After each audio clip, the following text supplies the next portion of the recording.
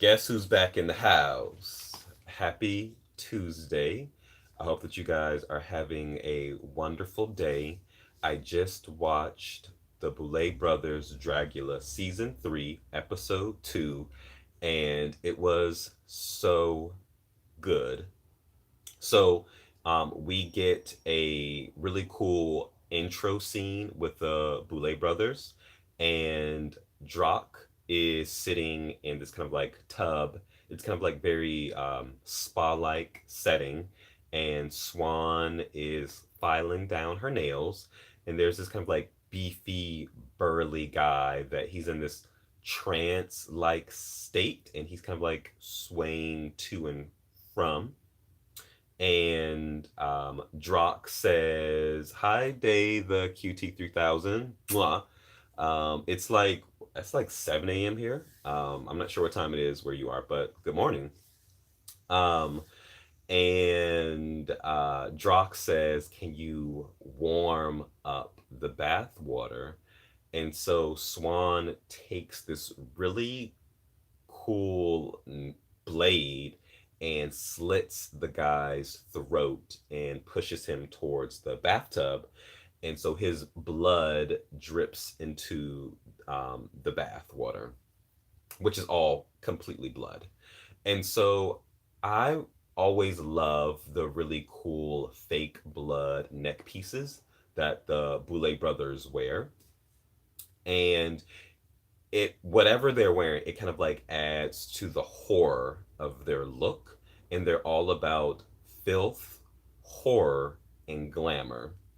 And I had posted kind of like three performance videos from the premiere party. It was Eva Destruction, Louisiana Purchase, and Saint Lucia.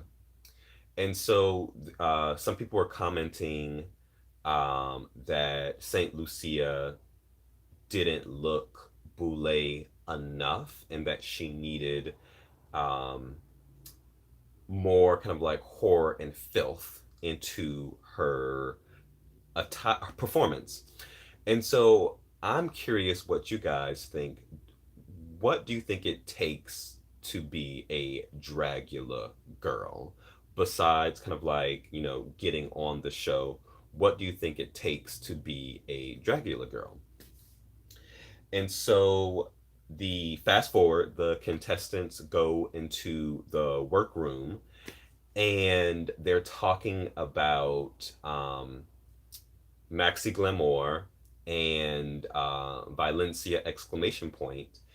And they're basically thinking that Maxi Glamour went home because of her look from the previous week. And they also get onto the topic of Violencia's costume, how because she wore like a meat costume, that it was inappropriate and she might have went home. And so Hollow Eve states that there's nothing more villainous than the meat industry, and that we shouldn't question that. And they're also talking about how um, Violencia stated that she was kind of like afraid to do the extermination. And so at that point, um, Maxi comes in and tells them that she actually didn't. Their extermination was to jump off of an airplane, and she didn't go through. And so Hollow says that fear is irrational, and that you have no idea how you will react in the moment.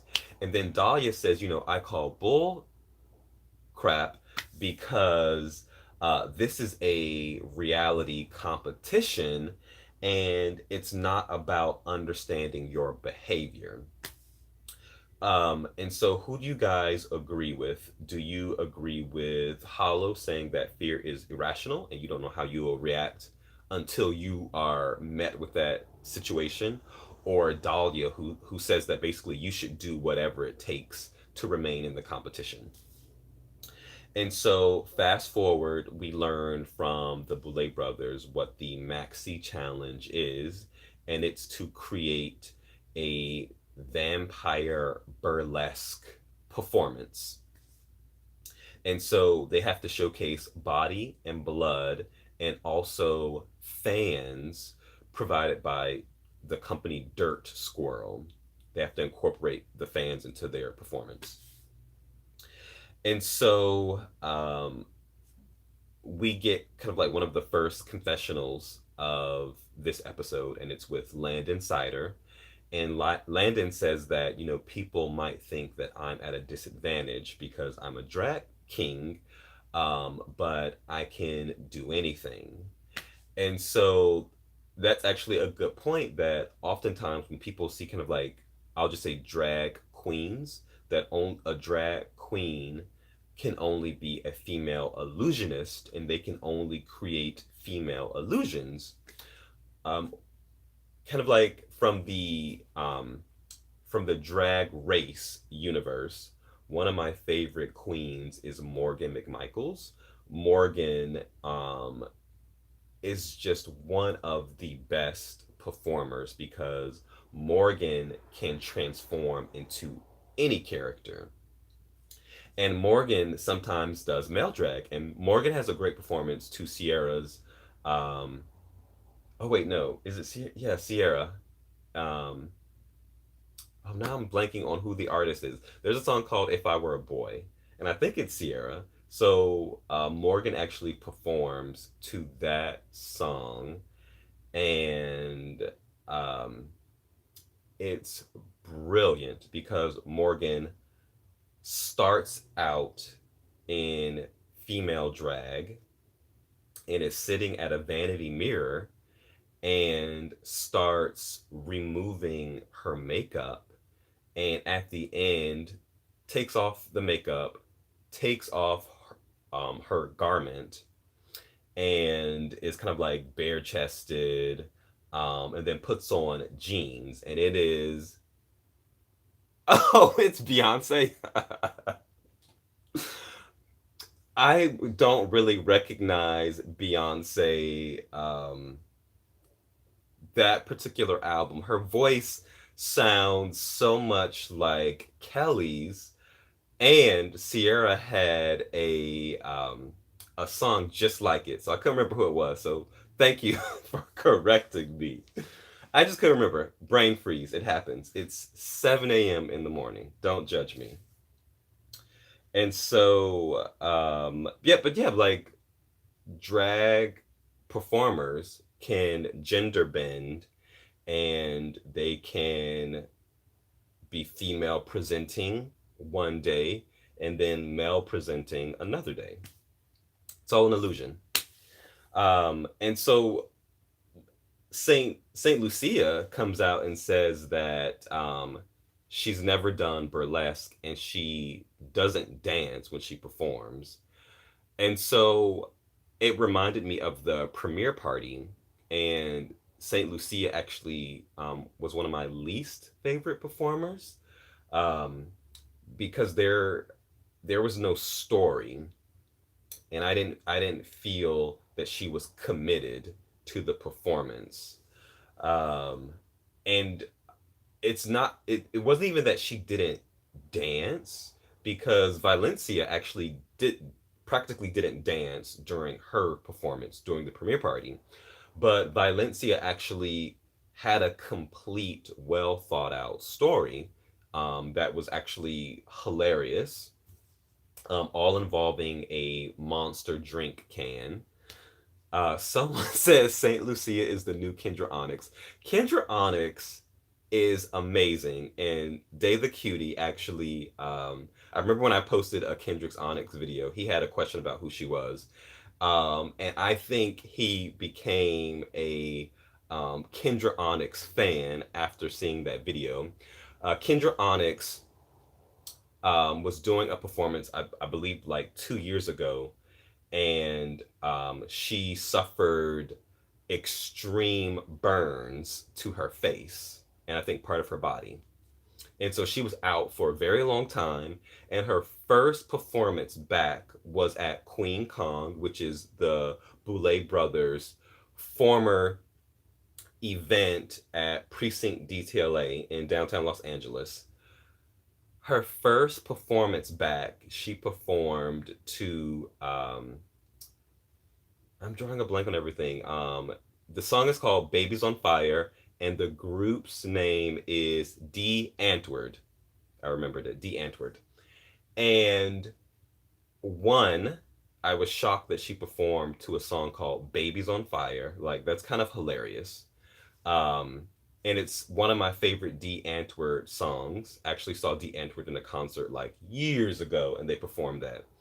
Um, and it was incredible. Kendra, I think, can put like more money into her drag, but drag is expensive. I mean, and if you're not like performing every single day like a Morgan McMichaels, because Morgan hosts every single day up and down the state of California. It's ridiculous. Her and Mayhem Miller, they host every day. So they're bringing in money. They have drag race money. And so drag is expensive. So don't shade Kendra. And so for St. Lucia, I think that she should really invest in her drag and also take dance classes um, or theater classes just to really work on her performance because that's really important. And so, to St. Lucia's comment, Halloween says that the key to really selling burlesque is that you have to believe that you are the sexiest person in the world. And that is very true. I've seen countless burlesque performances from people who are very muscular to people who are very plump and juicy. And it really comes down to your confidence. You have to believe that you are the sexiest thing in the world. And some of the best burlesque performances I've ever seen are from thick and juicy people um, because they have confidence and dramatic movements to great music. Music is also important, and then kind of like their ability to sell it. R. Reed says, "What do you think about Hollow's issue with the fish word?" Um, I think that we all know that she thinks that fish should be retired from the gay lexicon, that it should not be used. Um, However, I think that her delivery could have been different. Um, it was very aggressive the way that she introduced it into the conversation, and I think people will remember uh, the delivery over the message. Um, Different people have different ideas about words that are used in different communities. I never use the N word, and I always tell, especially like my former students when I was working in education, I would tell them, don't use that word around me. But I would tell them in a very polite way, and I would tell them, and I would explain to them why I don't like that word used around me. And so I can respect that she doesn't like the word, um, but I wish she would come off in a more respectful way, like the way that she talked about the meat industry. It just comes off um, overly hostile and aggressive, which it doesn't need to be that way. And so I respect it. I respect it. Do I ever use that word? Actually, no. I never use that word or the C word. And none of my friends use those words. Um, but again, like myself and my friends, we aren't a part of the drag community or house and ball community. And so those words are really used in those communities. And so um, I think as a drag performer that it would be amazing for her to do some type of performance incorporating the use of that word, that would be more powerful than her kind of like coming out and saying that, you know, we should retire this word from the gay lexicon.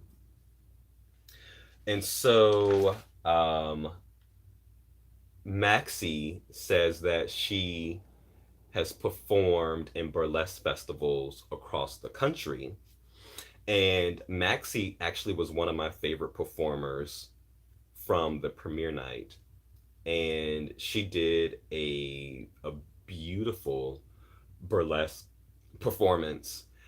And she actually stripped down completely naked, which no one in the audience was expecting that. Um, and so she feels very comfortable in the burlesque world. And so I was actually really excited to see her performance. And so we have the really kind of like the face to face kind of like confessionals in the workroom about everyone's inspirations.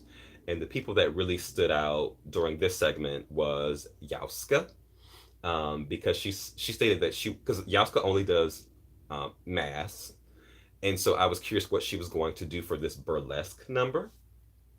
And so she says that she's going to basically have a bat's face and have enlarged breasts and a behind. And so I was like, I was curious to see how that would look. Um, and then Landon said that he was going to pull inspiration from his Mexican culture. And so I was kind of like really curious what he was going to do with that. And so fast forward, we are going to the Maxi Challenge, and the Boulet brothers were in so impeccable, glamorous, gorgeous.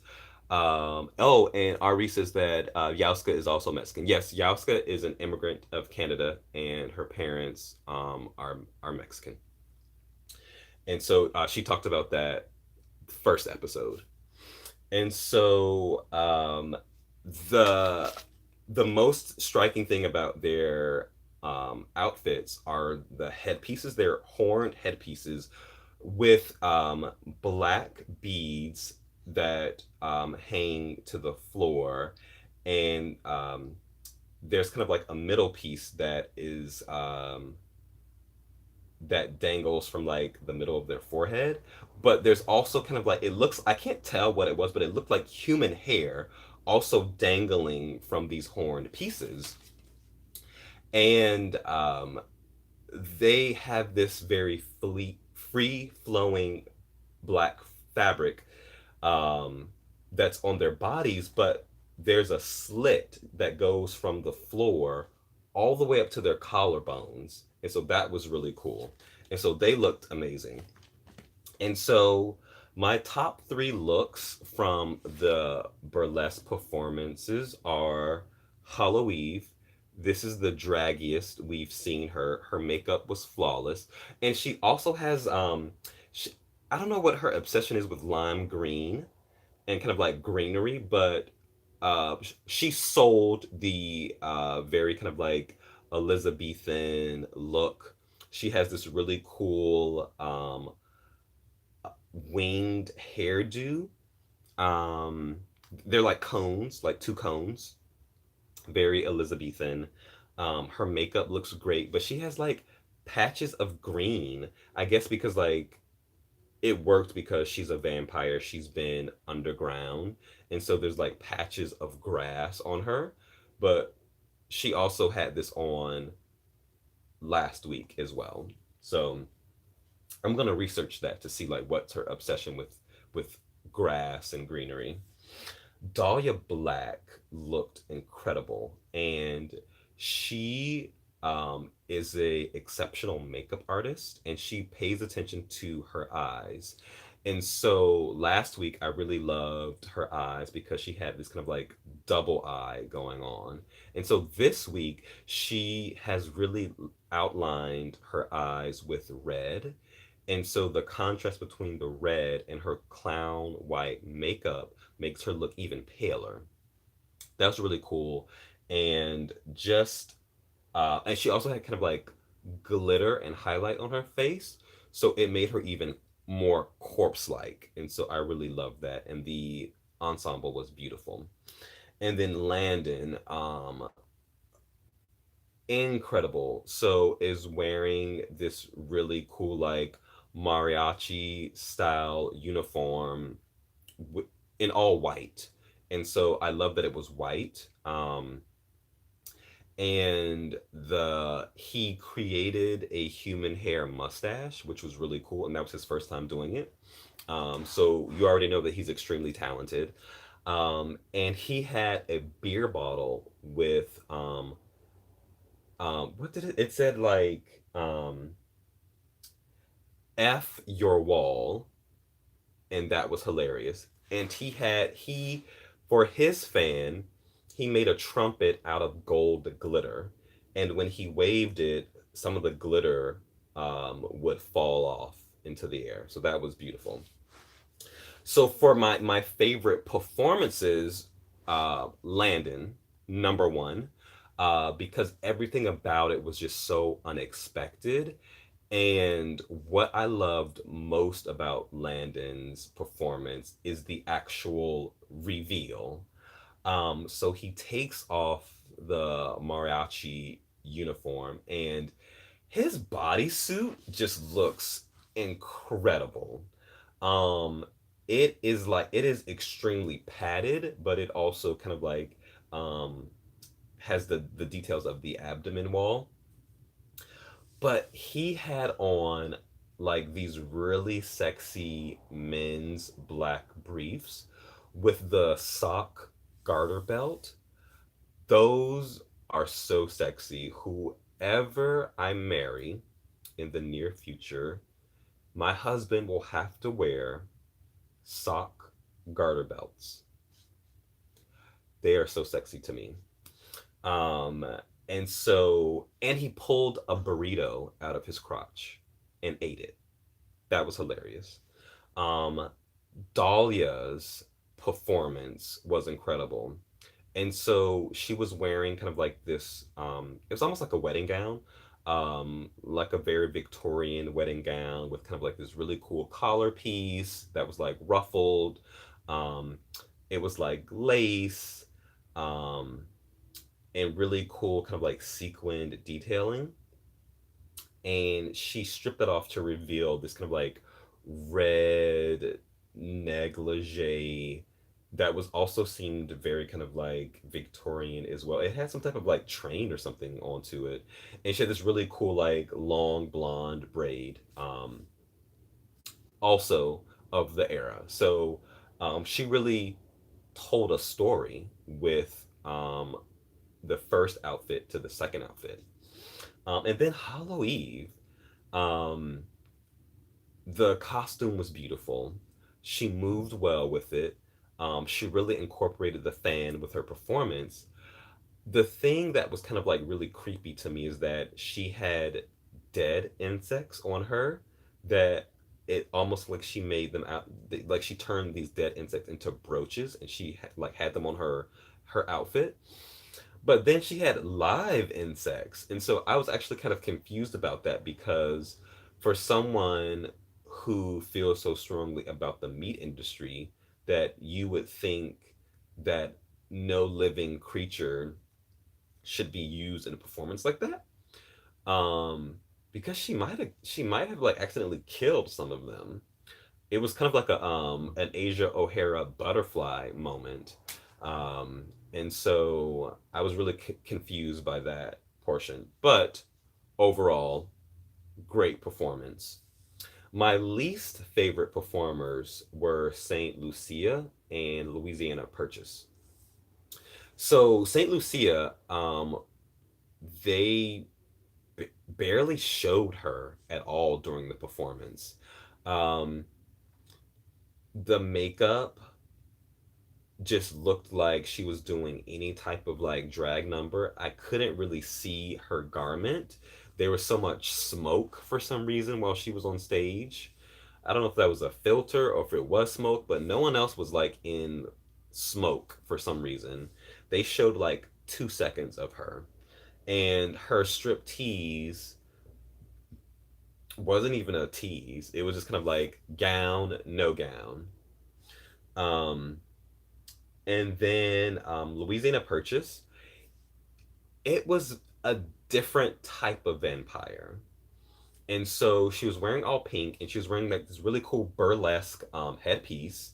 Um, she had like this bedazzled, I don't even know what it was. I don't know if it was a scepter, it was bedazzled. I couldn't tell what it was. Um, and so I didn't like it because like I really didn't get she looked beautiful, but I didn't get vampire from her. She was wearing fangs, but I didn't get vampire. There was something missing from it. And so there were two judges. The first woman, I don't really know her. She is an actress, and she, I assume, played the main character in The Nun. Oh, someone 4367 who went home. I will get to that in 1 second. Um, so Amanda Lepore is the second judge. Amanda Lepore is the real queen of clubs, and I'm obsessed with her. Everyone else has Marilyn Monroe. I have Amanda Lepore. She's actually performing. Oh, I think I missed it. I think, is performing today. I have this flyer that I've like kept in my bag. She performs. When does she perform? The 14th. This I will be going um, because I love Amanda Lepore. So the bottom three were Saint Lucia, Yovska, and Maddelynn. Maddelynn is safe even though she didn't use a fan during the performance, and she thanked the Boulet brothers. So we have Saint Lucia and Yovska up for extermination, and they have to drink cow's blood and eat organs of a cow.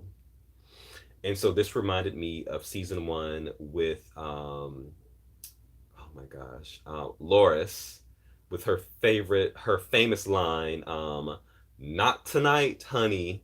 That was hilarious in her like iconic bunny anime outfit, which is gorgeous. And so, unfortunately, Saint Lucia is exterminated. She really didn't sell uh, the performance, but between her and Yovska, I knew that Yovska was going to stay. Yovska is just unlike any other Dragula girl, just like this nightmarish character, that just alone she's horror. Um, and also she's horror and glamour at the same time. Um, and I'm sure we will see more filth from her in future episodes. And so I'm curious as to what you guys think about St. Lucia. St. Lucia is from Atlanta, Georgia, home of Nicole Page Brooks, home of Violet Chachki, and home of Nina Bonina Osama bin Laden Brown. And so Atlanta has been like really pumping out a lot of drag queens. There's so many drag queens that are like from Atlanta, from Drag Race and Dragula. And so um, Amanda Lepore, for her critique, told her, "You were not up on par with everyone else, but I can't wait to see you improve," which was so shady. And they actually showed that in the trailer for the entire season, and I was dying to know who Amanda was um, who she was talking about. Who she? Oh, Amanda Lepore. Who is she? Amanda Lepore is a legendary club kid. Her gorgeous. Legendary club kid who was around with like Michael Alec, um, James St. James, and there's this like um, popular clip from like an early '90s talk show. I don't know if it's because I don't remember which show it is, but it's like either like Sally Jesse Raphael or somebody else during that era. I don't know. But they were on. Oh no, maybe it's Joan Rivers. It's one of those shows where it's all these club kids, and Amanda Lepore is on there, and so um, Amanda is transgender, and she um, has really kind of like changed her look through the years. Um, but her hair is like the most iconic thing about her. And she actually has a song called I don't know much about clothes, but my hair looks fierce, which Drac actually says. Oh, who is Saint Lucia? Saint Lucia is one of the contestants on the show. Um, and she unfortunately goes home during this particular episode. Um, but yeah, she just seemed to be like very timid, very reserved. We really didn't see her much during episode one, and we barely saw her during this episode. And I knew that she was going to go home at this point because we haven't really gotten much from her. And so, let me know your thoughts about this episode. What did you think? Um, what do you think about Hollow Eve? She seems to be very controversial, and there was something that happened on social media, and Yovska actually defended her. I don't know actually what it was. If any of you guys know, let me know. Um, but she seems to be very controversial. She lives in San Francisco, um, and um, there's a debate about whether she's a drag performer or a performance artist.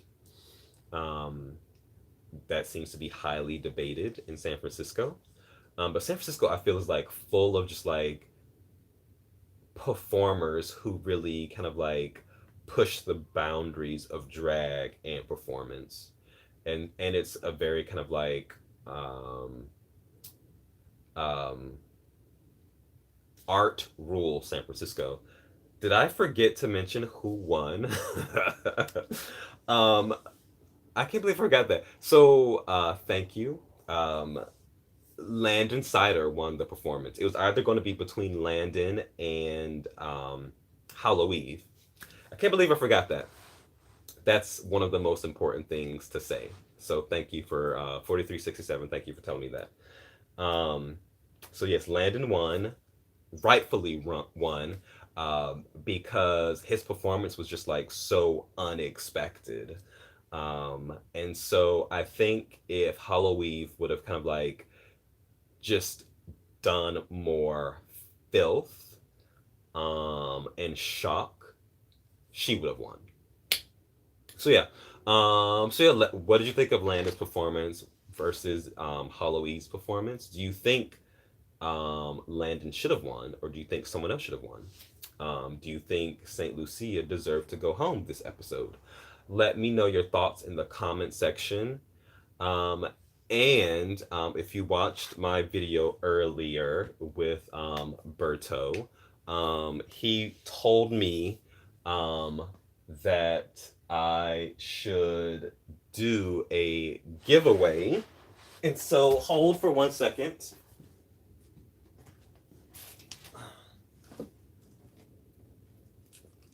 Oh my goodness.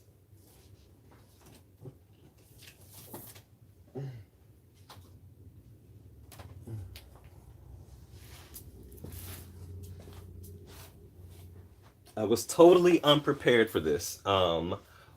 as you guys know, I wrote a love like blood. Um, and I'm gonna figure out how to do kind of like a giveaway with this. Check out my book. I put a lot of blood, sweat, and tears into this. Um, it took me about 2 years to write my book, and it was so weird to get it published that I was pregnant and then unpregnant. I won 3 awards with this. The best one was winning the Lambda Literary Award. Um, and so, if you haven't already, please check out my book. When you support me by buying my book, you help me to build my channel. As you know, I kind of like have been doing different things with the video work. I'm starting to sweat now. And so when you buy the book, you help me to kind of like expand the channel. So please do that. I would really appreciate that. And shout out to Berto and Dave the QT. You guys have been there from day one, and I really appreciate your support. If you are follow or watching this for the first time on my channel, welcome. Um, to everyone that was on the live chat, thanks. You really helped me, especially 4367. Um, I have a horrible memory at times, so thanks for keeping me um, on point. Um, if you haven't subscribed to my channel, subscribe. You're missing out.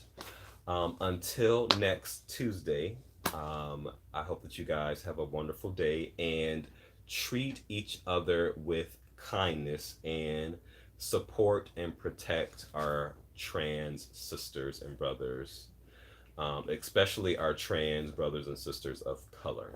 Have a beautiful Tuesday. Besos.